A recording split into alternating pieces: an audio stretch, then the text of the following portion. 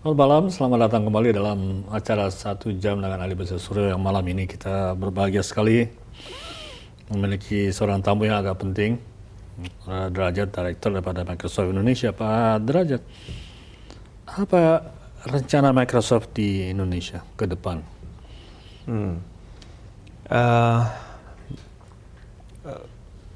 Dari global pandangan global atau direction dari Microsoft headquarter di Redmond sana, kedepannya kami akan menuju kepada cloud computing. Cloud computing, saya agak sulit nih menerjemahkan cloud computing, apa awan kan? Komputasi di awan, atau Bapak sedang naik airplane di Singapore Airlines lalu buka laptop lalu bekerja di awan. Cloud computing basically ini Pak, seluruh servicesnya itu ada di virtually ada di data center, ya kan? Jadi bukan lagi di desktop bukan kita di atau desktop.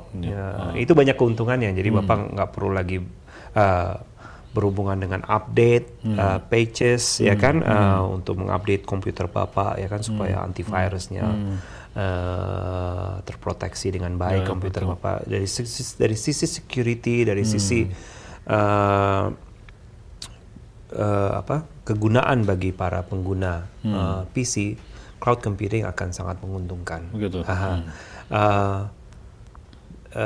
Dari sisi citizenship, nah, lagi-lagi saya citizenship karena memang itu tanggung jawab saya. Misalnya dalam biodiversity, ini juga cloud computing akan sangat membantu Pak, karena data biodiversity ini besar. Nggak mungkin Bapak taruh di komputer Bapak. Komputer sekarang memang cukup kapasitasnya cukup besar, bisa sampai 3.000 database, 3.000 gambar yang high resolution, ya, entah gambar tumbuh-tumbuhan atau ikan, terumbu karang dan lain-lain, itu bisa diolah dengan Microsoft Excel misalnya di PC yang kecil itu, atau di netbook Bapak atau di laptop Bapak. Tapi untuk keperluan research, ya kan, kita memerlukan teknologi yang lebih advance, itu tadi cloud computing atau high performing computer yang kita sebutnya, karena memang memerlukan komputasi yang tinggi, ya kan. Bagaimana tumbuh-tumbuhan tadi diperiksa DNA-nya misalnya untuk keperluan pengobatan tertentu atau memproduksi makanan atau obat-obatan untuk suatu penyakit tertentu, itu memerlukan komputasi yang luar biasa tinggi. Nah, itu nggak bisa dikerjakan dengan komputer biasa. Cloud computing, high performance computer itu akan membantu dalam proses komputasi yang memerlukan perhitungan cepat dan tinggi, seperti dalam hal biodiversity, Pak. Kira-kira itu. Ini menariknya biodiversity yang dilakukan misal seperti Pak Tobi tadi kan, karena sudah nanti di database di awan atau cloud computing, mungkin dengan password atau dengan akses sendiri bisa di-share dengan researcher dari negara lain. Betul. Mereka harus mengunjungi Wakatobi, itu jauh mungkin. Sehingga banyak penemuan-penemuan baru ya dalam bidang itu. Itu juga salah satu keuntungan. Di Indonesia itu ada sekitar 8.000 researchers. 8.000 researchers. Ya. Para peneliti, masyarakat peneliti itu ada sekitar 8.000, Pak. Nah, itu dengan cloud computing, ya kan, bisa menjembatani komunikasi di antara mereka, tukar menukar data, gambar, jurnal penelitian. Jadi komputer tidak hanya cuma sekedar untuk membuat atau mengetik tesis atau laporan atau jurnal, tapi juga untuk penelitian dan komputasi tingkat tinggi, ya kan. Juga tadi Bapak sampaikan untuk men-share data atau men-share hasil penelitiannya atau berkolaborasi dengan peneliti lain di luar negeri, itu dengan cloud computing itu sangat-sangat diuntungkan, Pak, sangat-sangat dimungkinkan untuk berkolaborasi dengan lebih efisien. Betul. Ya. Nah, sekarang dengan perkembangan teknologi juga dengan prosesor yang ada, apa-apa lebih cepat prosesnya. Iya. Dan software pun yang dikembangkan dari Microsoft seperti Windows 7 dan akan ada lagi yang lebih advance. Memudahkan manusia untuk melakukan kegiatannya ya. Itu yang saya lihat.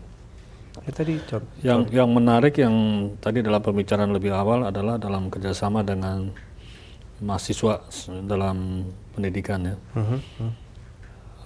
Ada catatan sini mengenai ada 120.000 student yang sudah download dari DreamSpark. Itu DreamSpark itu apa? Itu satu DreamSpark ini di bagian dari Innovation Center itu.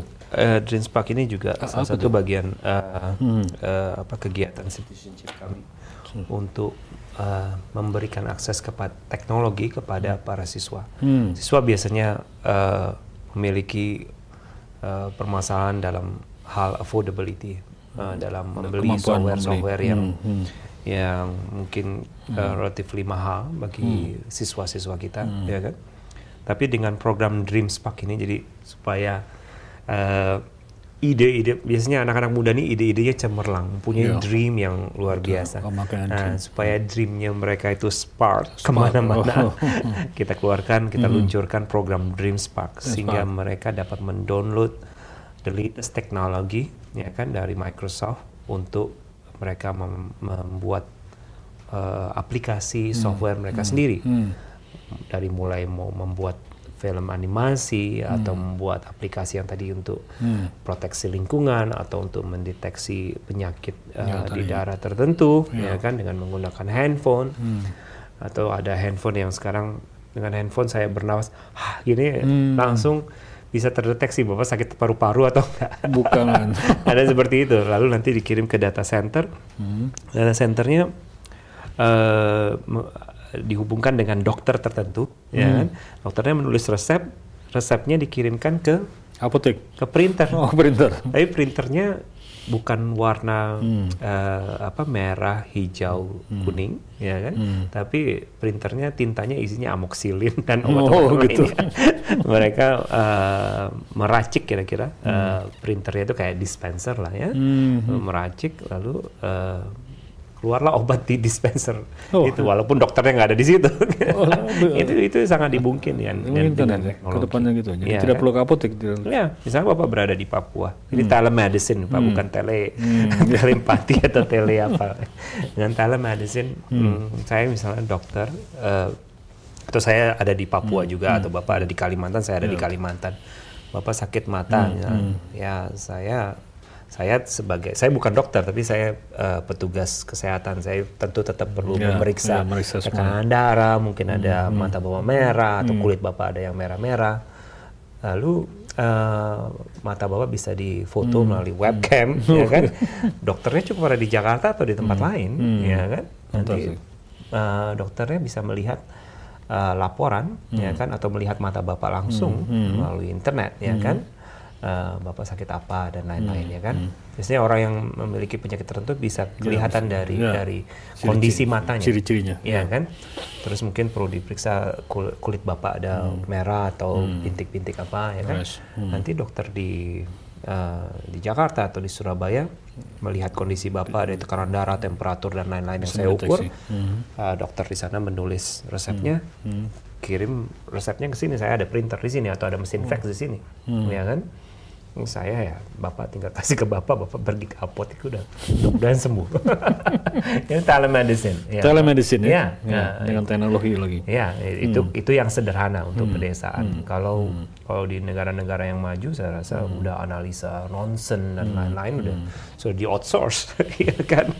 Entah ke India, tim dokter di negara lain. Padahal pasien yang dioperasi berada di Amerika misalnya, ya kan? Tapi analisanya, yang melakukan analisa ronsennya ada di India atau di negara lain, ya kan? Itu melalui teknologi.